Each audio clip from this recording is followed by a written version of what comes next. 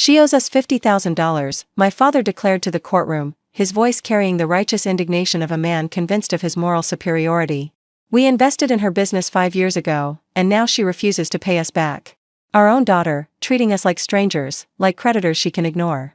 My mother sobbed theatrically beside him, calling me an ungrateful thief who had abandoned the family that sacrificed everything to help her succeed.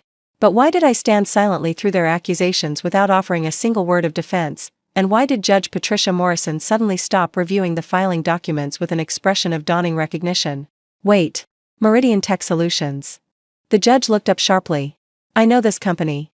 I just signed the regulatory approval yesterday for the state's portion of a major acquisition.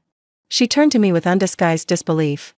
You're selling this company for $47 million. The deal closes next week. She glanced between my parents and me. Why is anyone claiming you owe them $50,000 when you about to receive one of the largest tech acquisition payouts in this state's history? My parents' confident expressions flickered. That's impossible, my father said. The company failed. She told us it failed years ago. The company is valued at $47 million, Mr. Whitmore. I signed the paperwork myself. Whatever your daughter told you, this business did not fail. The courtroom shifted. My parents' attorney began shuffling papers nervously. And I finally allowed myself to speak. They're right that I told them the company failed. What they're not telling you is why. My parents had always measured love in transactions. Growing up, every gift came with strings. Every opportunity came with expectations. Every moment of support was logged in an invisible ledger that would eventually come due. We paid for your dance lessons, you owe us respect. We bought you a car, you owe us obedience. We funded your college, you owe us your future. The currency of our family wasn't affection. It was debt. When I'd started Meridian Tech Solutions at 24, I'd been determined to build something entirely my own. No family money, no parental involvement, no transactions that could be leveraged against me later.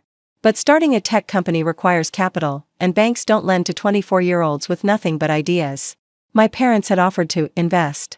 The $50,000 had come with conditions I should have anticipated. We're partners now, my father had announced after writing the check. We expect regular updates, quarterly reports, and input on major decisions. It's an investment, Dad. Not a partnership. You'll get returns when the company becomes profitable. We're your parents. We're not some strangers you can ignore. The pattern established itself immediately. Weekly calls demanding information I couldn't share, proprietary details, client names, strategic plans. Suggestions that were actually demands. Criticism disguised as concern. You need to fire that developer, he's too expensive. You should pivot to a different market, your approach isn't working. Why aren't you profitable yet?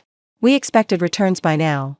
They knew nothing about technology, nothing about building companies, nothing about the patience required to create something valuable. But they'd given me $50,000, and in their minds, that purchased unlimited authority over my decisions. The breaking point came in year 2. I'd secured a major contract, a government agency needed the security software we developed, and the deal would have transformed Meridian from struggling startup to legitimate company. It was the validation I'd been working toward. My father found out through a mutual acquaintance. I hear you landed a big government contract. Congratulations. His voice was cold. Strange that I had to hear about it from someone else. I was going to tell you. When? After the money came in? After you'd figured out how to cut us out? Nobody's cutting you out. You're investors.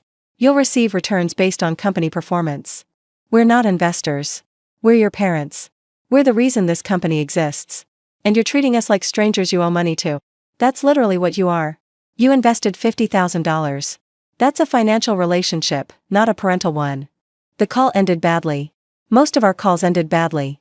My parents' response to feeling excluded was to demand more access. They wanted board seats. They wanted veto power over major decisions. They wanted their names on company documents, their presence in meetings, their authority recognized by my employees and partners. We made this possible, my mother insisted.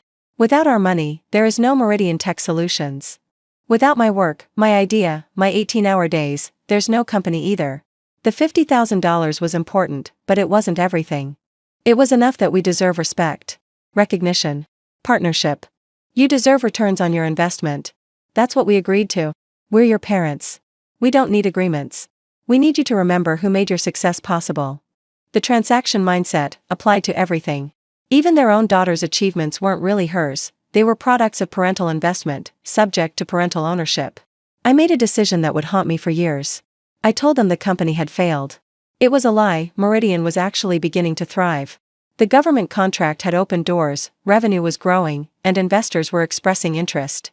But every success increased my parents' demands, intensified their interference, strengthened their conviction that they owned me and everything I built. So I told them the company had collapsed. That the contracts fell through. That I was shutting down operations and looking for a regular job. "We want our money back," my father said immediately. "I don't have it. The company failed. Investments in failed companies don't get returned, that's why they're called investments, not loans. You owe us $50,000. I owe you nothing. You invested in a company that didn't succeed. That's the risk of investment. We're your parents. You're investors who lost money. It happens every day to investors everywhere. I'm sorry the company didn't work out, but I can't create money that doesn't exist." We stopped speaking after that. The silence suited me. Meridian Tech Solutions continued growing in secret. Without my parents' interference, I could focus entirely on building. The team expanded. The product improved. Major clients signed contracts. Revenue increased annually, then quarterly, then monthly. By year 4, we were fielding acquisition offers. I kept everything hidden. Changed my phone number. Moved apartments. Built a life entirely separate from the family that had tried to own me through financial manipulation. When Nexus Corporation offered $47 million for Meridian, I accepted. The deal would make me wealthy beyond anything I'd imagined, and completely independent of parents who had taught me that love and money were the same thing. Then they filed the lawsuit. The lawsuit claimed I had fraudulently solicited investment, misrepresented company status, and refused to honor legitimate debts. They'd found out about the acquisition somehow, perhaps public regulatory filings, perhaps mutual acquaintances who recognized the company name. They'd realized their failed investment was actually worth millions. Their demand, $50,000 plus 5 years of expected returns, plus damages for fraud. Total, $2.3 million. Their claim, I had lied about the company failing, deliberately concealed its success, and stolen their rightful share of an investment they'd made in good faith. The irony was breathtaking. They accused me of exactly what they'd done to me my entire life, treating relationships as transactions, measuring connection in dollars, believing that money created ownership. The courtroom revelation changed everything. Judge Morrison had recognized Meridian from the regulatory approval she'd processed. The acquisition wasn't secret, it was a matter of public record, documented through proper legal channels. "Ms. Whitmore, did you tell your parents the company had failed?" "Yes, Your Honor." "Was that true?" "No. The company was succeeding. I lied to end their involvement in my business and my life." "Why?" I took a breath. This was the question I'd been avoiding for 5 years. Because my parents have never understood the difference between investing and owning. They gave me $50,000 and expected it to purchase authority over every decision I made. They demanded board seats, veto power, and recognition in a company they contributed nothing to beyond initial capital. When I refused, they accused me of ingratitude, disloyalty, and theft. "So you lied about the company failing?" I told them what they needed to hear to let me go. I couldn't build something valuable while fighting them at every step. The lie was wrong, I accept that, but it was the only way to escape. My father's attorney attempted to redirect.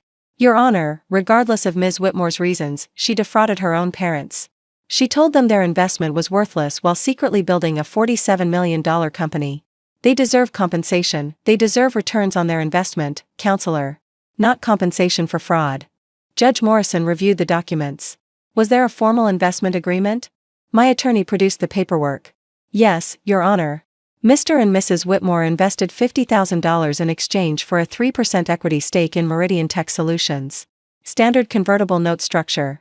3% of $47 million is $1.41 million. That's their return on investment. We want damages for fraud," my father started. "You want more than you're entitled to. That's been the pattern throughout this case." The judge's voice had hardened. "You invested $50,000 and you're claiming $2.3 million. That's not recovering losses, that's extortion." The evidence my attorney presented told the fuller story. Emails from my parents demanding board positions, threatening to expose my business practices if I didn't comply, insisting that their investment entitled them to operational control. Text messages calling me ungrateful, demanding weekly reports, threatening to sabotage client relationships if I didn't provide the access they demanded. Voicemails from my father screaming about disrespect, from my mother weeping about betrayal, from both of them making clear that the $50,000 was never an investment, it was a leash. Your client's behavior created the conditions for Ms. Whitmore's deception, the judge observed. They treated their daughter's company as property they owned rather than a business they de-invested in. When she resisted their control, they escalated demands and threats. We were concerned parents, my mother attempted. You were investors who confused capital with ownership. That confusion doesn't entitle you to additional compensation. The ruling came after 2 hours of testimony. The investment agreement is clear, a $50,000 investment for 3% equity. The current value of that equity is $1.41 million based on the acquisition price. That is what the plaintiffs are entitled to receive. My father stood. That's less than we claimed. You claimed $2.3 million based on fictional damages and inflated expectations. You're receiving $1.41 million based on actual investment returns. Most investors would be thrilled with a 2,700% return over 5 years. But she lied to us. She ended a relationship that had become abusive. Parents who demand operational control over their adult children's businesses, who threaten exposure and sabotage when denied, who treat every interaction as a transaction, they are not victims of fraud. They are participants in a dynamic they helped create. The judge turned to me. Ms. Whitmore, you did lie to your parents. That was wrong, regardless of your reasons. But I'm not awarding damages for that deception because the deception was a response to behavior that went far beyond normal parental concern. You paid a different price for that lie: years of estrangement, guilt, and fear of discovery. That's consequence enough. The $1.41 million was transferred within a week. My parents received almost 30 times their original investment. They should have been celebrating. They turned $50,000 into nearly $1.5 million through nothing but writing a check and waiting. Instead, they were furious. She owes us more, my father told reporters outside the courthouse. She built that company with our support, and she cut us out of our rightful share. Rightful share. As if 3% wasn't exactly what they'd agreed to. As if their $50,000 entitled them to more than the contract specified. As if being my parents meant the normal rules of investment didn't apply. The reporters asked me for comment. They invested $50,000 and received $1.41 million. That's a 2,700% return. I don't know what else they expected. They say you lied to them about the company failing. I did. I lied because they made it impossible to succeed while being honest. Every achievement was something they wanted to control. Every decision was something they wanted to override. I couldn't build a company while managing their interference. Do you regret the estrangement? I regret that it was necessary. I don't regret protecting what I built. The acquisition closed the following Tuesday. $47 million. After taxes and the payout to my parents, I retained approximately $31 million, enough to never work again if I chose, enough to fund whatever I wanted to build next, enough to be permanently free of transactional relationships. I bought a house in a city where my parents didn't know anyone. Changed my number again. Built a life that had no connection to the family that had taught me that love came with invoices. The money didn't make me happy, money never does, not really. But it made me safe. It made me independent. It made it impossible for anyone to ever claim ownership of my achievements again. My mother called once, 6 months after the ruling. I don't know how she got the number, probably hired someone to find it. Her voice was the same mixture of hurt and accusation I remembered from childhood. We gave you everything. We sacrificed for you.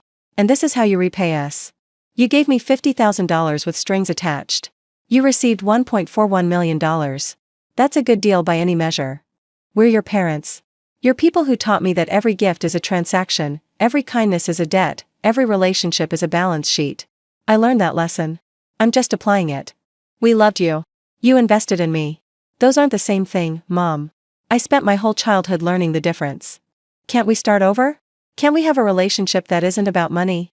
I don't know. Can you? Because in 40 years, you've never shown me what that looks like. She cried. I waited. Eventually, she hung up. We haven't spoken since. The Meridian acquisition team asked about my plans at the closing dinner. You're 32 years old with $31 million and no obligations. What's next? Something new. Something mine. Something nobody can claim a piece of because they wrote a check once. That sounds lonely. It sounds free. There's a difference. They didn't understand. People with normal families never understand. They don't know what it's like to have every achievement questioned, every success claimed, every moment of independence treated as betrayal. I'd built something valuable despite people who wanted to own it. The $47 million was validation, but the real victory was simpler. I was finally, completely, irreversibly free. I started a foundation last year. The Whitmore Independence Fund provides grants to young entrepreneurs escaping controlling family situations, people whose relatives treat investment as ownership, support as domination, love as leverage. The applications we receive are heartbreaking and familiar. Daughters whose mothers demand board seats in exchange for startup funding. Sons whose fathers expect veto power over hiring decisions. Brilliant young people trapped between needing capital and needing freedom. We fund them.